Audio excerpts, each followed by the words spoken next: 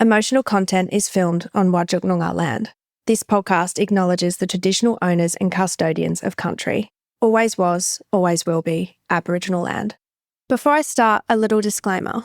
The following episode contains personal stories and reflections shared from my perspective. While I do not mention names, I understand that some listeners familiar with my history may infer the identities of individuals discussed. Please note that this content is based on my personal experiences and interpretations. It is not intended to harm, defame, or discredit anyone. Details have been shared thoughtfully and respectfully, and certain aspects may have been altered for privacy reasons. This podcast is for informational and storytelling purposes only.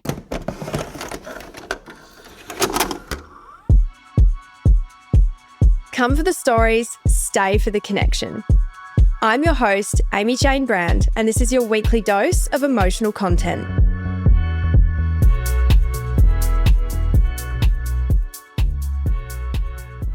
Hey guys, and welcome back to another episode of Emotional Content. This is part 2 of last week's story. So if you have not listened to part 1 or even the episode before that about my previous breakup, then I suggest absolutely doing that so the story makes more sense.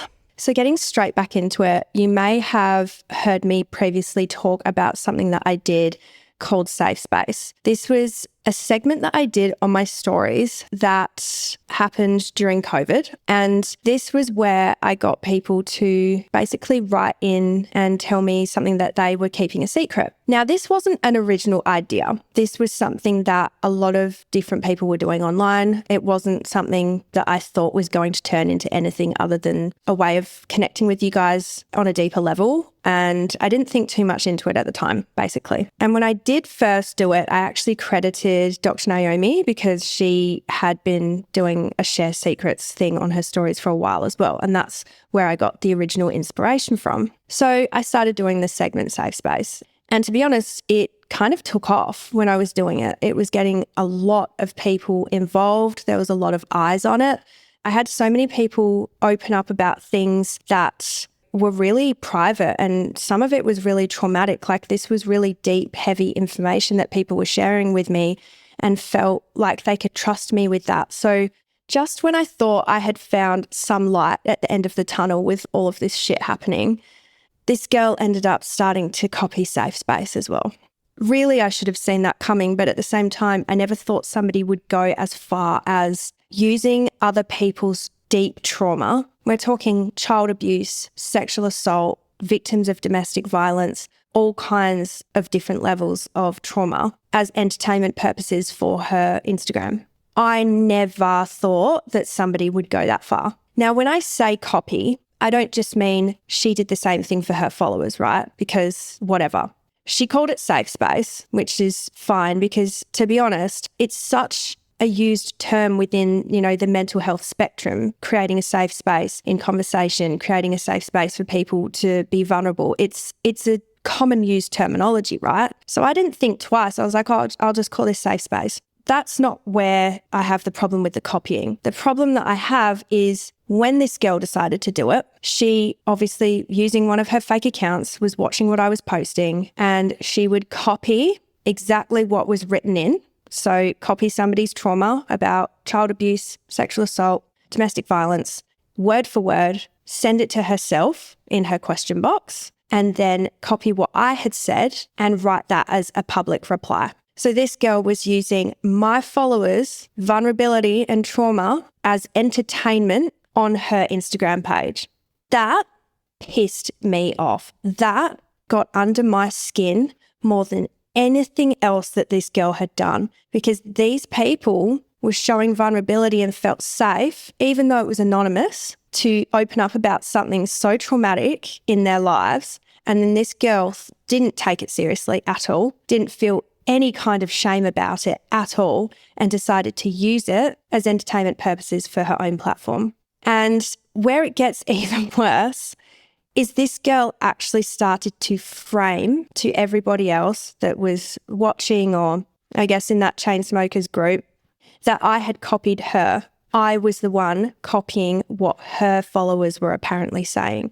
So it turned into this great big fucking mess that I had just found some peace in. I really was enjoying it. I really was like, oh my gosh, like this is so nice to be able to talk and connect with people instead of just posting fashion stuff. Like this fills my cup on a level that I really needed at the time as well. So that started a lot of different accounts piping up about the safe space stuff. It felt like a never-ending onslaught of drama. I honestly don't know how she managed to get people to think that she had done it first, but she did.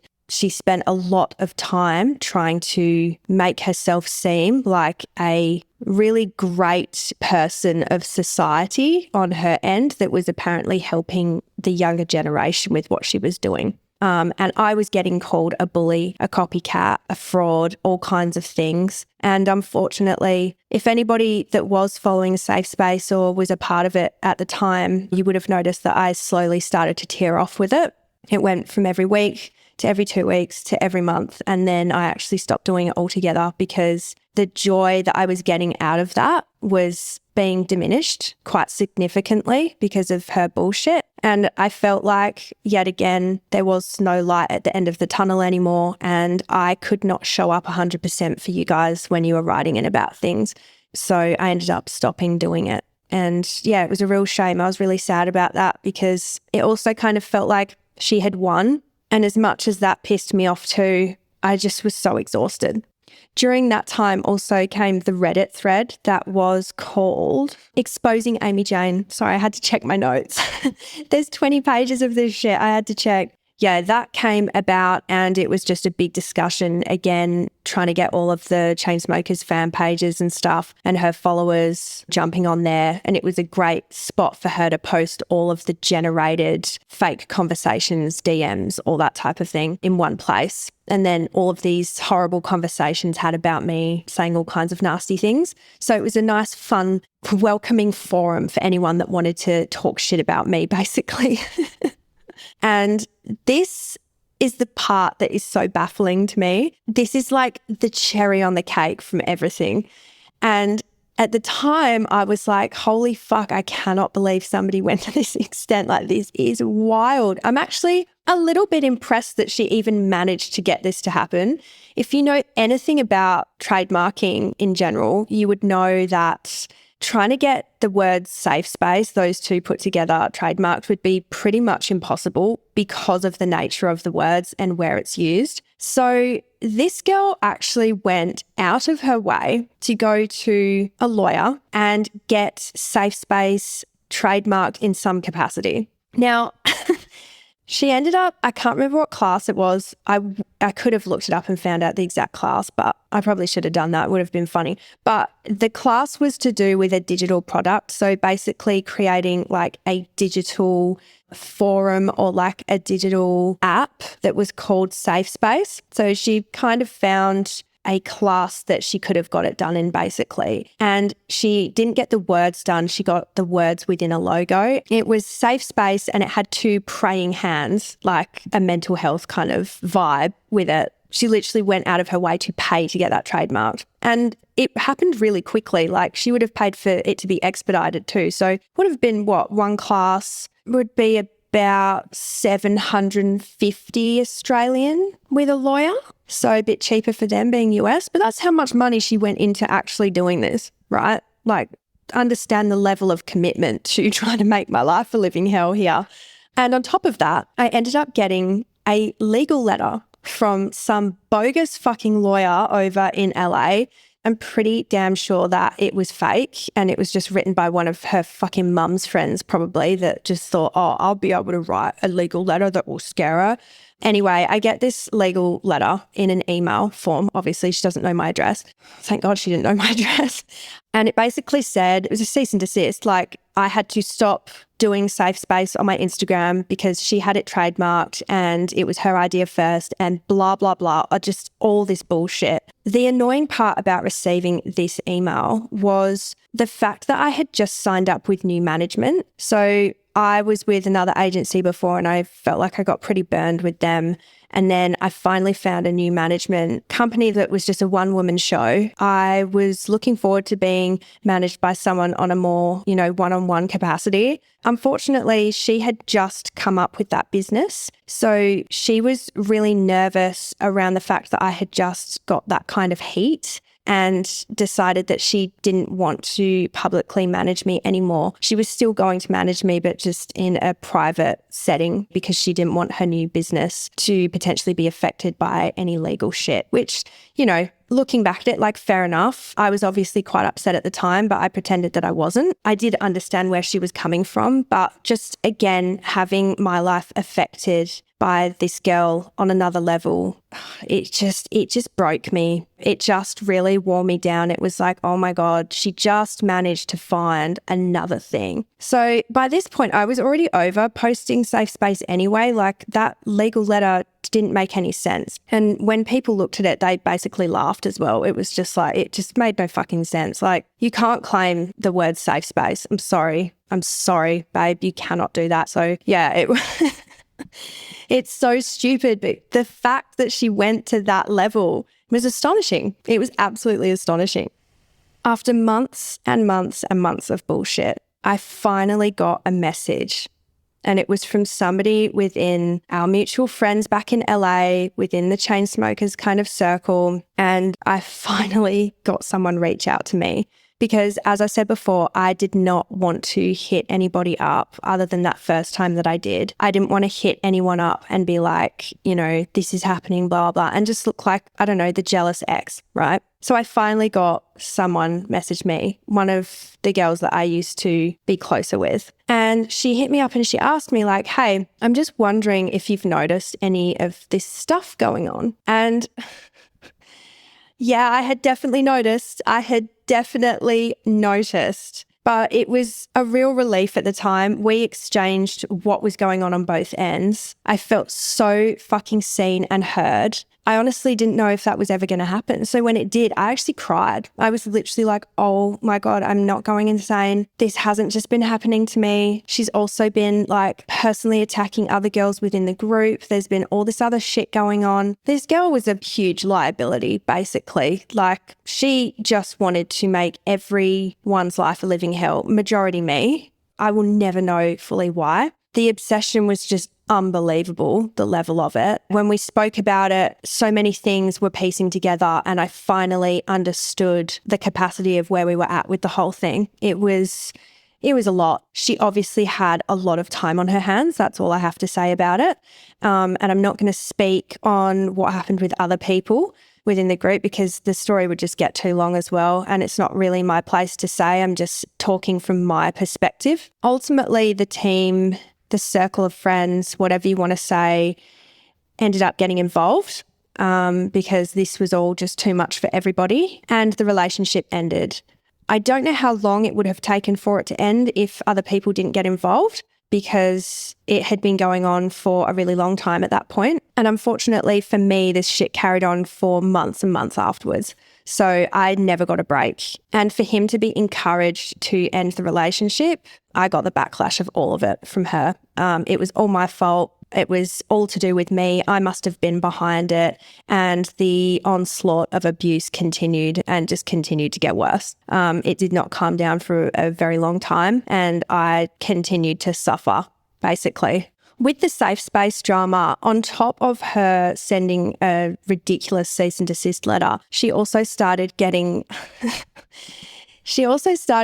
online publications to print. I don't know whether she paid them or what, but she started trying to get press, whatever you want to call it, publications about her creating safe space and the work that she was doing. Some of these publications actually had some of the things that were written from my followers in there. Now, anybody that did send me things in at the time and is listening to this, don't worry, I actually got them taken down. I hit up all of I think there was about 4, so it wasn't huge amounts, but there was around 4 or 5 different publications that were printing this that she was obviously paying for or hitting them up, whatever. They weren't massive, but they were enough for her to repost and all that type of shit. And I personally hit up every publication that arose and told them what was going on, and they decided to take it down. So when each publication was being taken down, this girl then went to the really pretty pathetic attempt at this point to create a fake website. And the website was a one-page site because it was fake. And she created her own publication saying the same stuff with photos and everything all about her. And when some of us clicked on it, because it was obviously everything was sent to me, so I would see all of it. When I clicked on it, I was like, the fuck? Like, try to click around, and this website is like, it didn't click to anything else. So yeah, she actually went to the extent of doing that. And it was a WordPress website, and I just hit up WordPress and they got that removed as well. So yeah, they were failed attempts at trying to legitimize safe space in her name. My problem with it was when it was, again, using my followers' vulnerability for entertainment and to make her look good. So that's why I went to the extent of, hitting those publications up myself. That might sound childish to some people, but I'm glad I did, because I just don't think that that's fair on the people that were sharing with me. One of the things that was pretty wild to me when discussing what was going on with my friend back in LA was the fact that this girl went to the extent of pretending to be like an underage Chainsmokers fan, which I knew what was happening with that, with the pages and stuff on Instagram, the ones that were sending abuse and all that was like majority her. But I didn't realize that there was fan page chats going on, and they'd been, strong for years, but like it's not something that I knew about. It's not something that the crew talked about. I didn't know about it, basically. And she had actually been in there stirring up shit with a whole bunch of underage people specifically to attack me. So she was an adult, 21 years old, talking to a bunch of underages, getting them all fired up to hate on somebody else on the other side of the world. Bizarre. This next part is so creepy, and this fucked me up. Like, this fucked me up. I was so shocked by this. So when I was in LA, I was obviously living in a loft with my ex. He, during COVID and me being away just before we broke up, he decided to move up to West Hollywood because he couldn't handle living in downtown by himself. Anyway, I was on Instagram and I had this photographer's page pop up on my FYP. And I'm looking at it and I'm like, fuck, that looks exactly like where we used to live. Anyway, it was. And he made it look so much cooler than when we were living in it. Like, it looked cool when I was there, but this guy just made it look so much cooler. And I was like, hit him up. And I said, oh my God, you've just moved into my old place in LA. Anyway, left it at that. And I followed him because I was interested in his work. And he had like a cool vibe about his photography. I'm on Instagram one day and I kid you not, I suddenly see this girl on my feed and she has done a photo shoot in what was our old bedroom. She's not with him anymore, okay? There must have been some conversation about where he used to live with me. I don't know. But she had just done a full-blown photo shoot in my old apartment. Is that a coincidence? I feel like it's not. I have to tell you, I felt physically sick. It was such a spiral seeing that. One, she was on my feed and I was trying to avoid that at all costs. Two, she was literally in the place I used to live in with my ex. What the fuck is that? I was so wigged out by it. Like, what the hell? That is so creepy. I'm sorry, what the actual fuck do you mean? Are you okay? This cannot be for real. Like, be so fucking for real right now. Are you actually serious? You literally want to cut off my skin and wear it as a coat. If you thought that wasn't enough, it actually does get worse. So if you remember during COVID, there was an influx of like influencer gossip pages here in Australia. And a lot of them were trying to copy the most successful one, which was Celeb Spellcheck. Celeb Spellcheck is not everybody's cup of tea, but to me, she's a legend. A lot of people don't like her in my industry, but I have her to thank because she obviously picked up on something dodgy and wasn't willing to post about it if it wasn't true. So Basically, what this girl had done is she started hitting up all of the different pages I didn't even know about at the time, but all of the different influencer gossip pages. And I ended up getting this message from Celeb Spellcheck, and she had screenshotted what this person had said to her. And it was this girl from her main account literally turning around and saying, like, I've got all of this tea on Amy Jane Brand. She's been bullying me and trying to make my life a living hell for almost a year now, blah, blah, blah. And was pretty much going around to all of the different gossip pages saying the same thing. I ended up informing Celeb Spellcheck briefly about what was happening and what I was going through with it. And she decided not to repost it. When I tell you how thankful I am for that, I can't really put it into words because I was really trying to keep all of this shit off of my side of the internet, which was my followers and, you know, here in Australia and all the gossip stuff that could have blown up over here. I was really trying to stay away from that. And if it was posted on Celeb Spellcheck, it would have been a fucking nightmare for me. So I'm really thankful for that. There was one of like the smaller, less legitimate pages for influencer gossip that picked it up and decided to post about it. I remember the day actually. I was at my partner's little cousin's birthday and I ended up being tagged in something. They had posted about it and I ended up actually having a full-blown panic attack, which was fun. When I had seen that had actually managed to make it onto an Australian page and people were commenting underneath it and starting to DM me, I didn't deal with it very well. It took me by surprise because I thought, well, you know, if the one with Celeb Spellcheck didn't have any success, then surely, you know, no one else would pick it up, but they did. I ended up getting a lot of DMs from people that were supportive and they had clicked on to who it was. Obviously, it didn't take much back then because he was posting her as well. And people started sending her messages telling her to back off and blah, blah, blah. I didn't encourage any of that.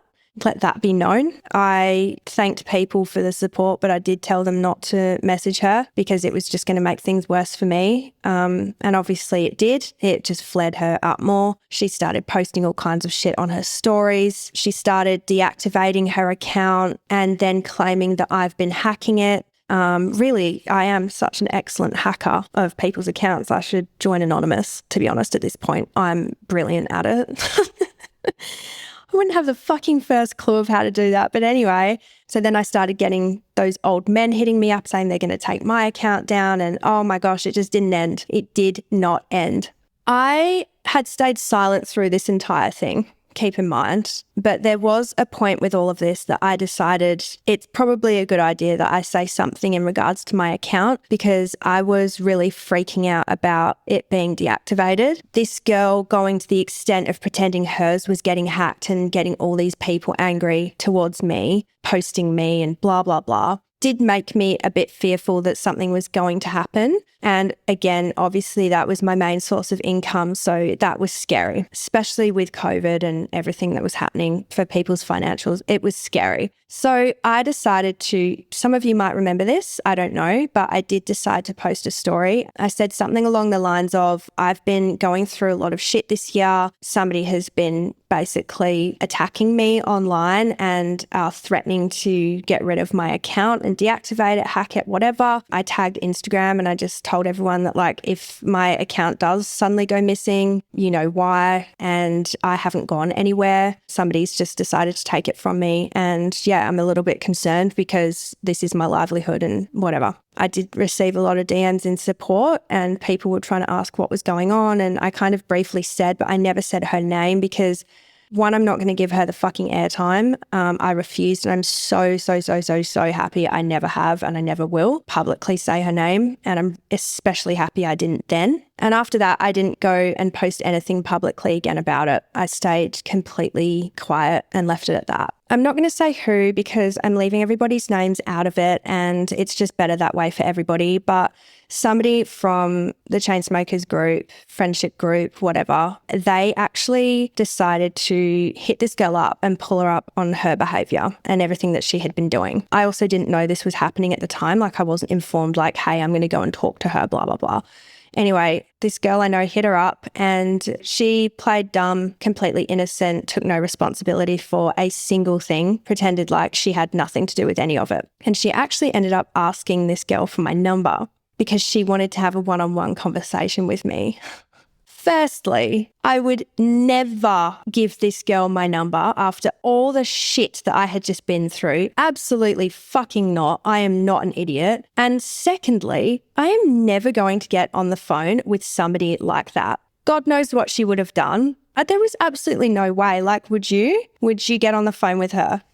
In case you were wondering, yes, I did speak to my ex again after all of this. We did get on a phone call and we did have a discussion about the things that happened. I wasn't angry with him or aggressive at the time. I just really wanted to know what had happened and hear his side of things. Was I ever going to get full transparency and honesty from him? No. Was I expecting that? No, not really. I knew I wasn't going to get that. He did, however, tell me to, just stay quiet, not, bite back publicly and start spraying shit all over the internet, which I had already chosen myself not to do. I'm not going to go into too much detail about what he said. I think it would probably be better if I don't. Of course, I heard his side of the story. Do I believe it? No, it didn't make much sense to me. It just didn't add up, like how this could have continued going on for so long when he had the power to change things and didn't. I still believe from my perspective to this day that this was punishment and there was a part of him that potentially enjoyed me suffering this much, because I don't think dating me for so long, you could have been so unaware of the damage that her behaviour was causing. Yeah, it felt very done with intent. That is my perspective of it. That's how I feel about it. Why would a girl on the other side of the world be so obsessed with me and be so intent on trying to ruin my life? I still have a gut feeling that there would have been some seeds planted on his behalf, whether it was intentional or not.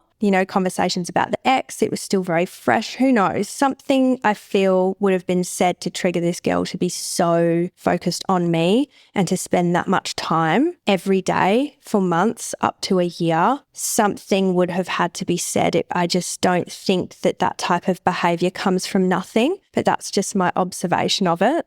At the end of the day, I never, ever, ever, ever would have let this type of behaviour happen with a new partner towards my ex. I don't feel any anger or animosity towards him, like I said in the breakup episode, in regards to our relationship. It is what it is. It ended and it should have ended sooner than it did. However, when it comes to this situation, I feel really disappointed by my ex's behaviour. And I feel really disrespected. I don't care so much about it now. It's like a crazy story to tell. And honestly, this is going to sound cheesy to you guys, but I am actually really thankful that this happened, because it made me reassess what I wanted to do with my life. And I did so much coaching after this, and I just had so much growth from this experience. So I guess really I have her to thank for that, because it ripped me down to rock bottom and I had to build myself back up again. Leaving that relationship, moving countries, turning 30, just rebuilding everything from scratch. It was a really big cleansing process, and it's brought me to where I am now, and I'm in a really good state of mind. So yeah, it's one of those situations in hindsight where it's fuck, some good came out of that, even though it was so hard at the time. Yeah, there was a lot of takeaways from this experience. I wouldn't wish it upon anybody. It is a wild story to tell now, and I feel really refreshed that I've finally said it out loud, because anybody that was following me at the time, or even people that were friends of mine or acquaintances that I filled in on, you finally have just heard the full extent of it. And younger me back then a few years ago is clapping older me now, because I never knew how I was ever going to speak about it publicly. And obviously some people are going to be pissed that I'm finally talking about it, but I'm not sitting in silence anymore. And yeah, I'm going to speak my truth on it. And I'm really fucking happy that I finally have. So that is the end of the most wild story that I could tell you at the moment. I love you guys so much. Thank you for listening to this crazy story, and I will catch you in next week's episode. Mwah. Thank you so much for listening. If you enjoyed the episode, please give it a share. You never know who might need a little emotional content in their life. For daily feel-good posts, follow @_emotional content on Instagram and TikTok. And don't forget to hit that follow button so you're notified every time a new episode drops. Your support means the absolute world to me.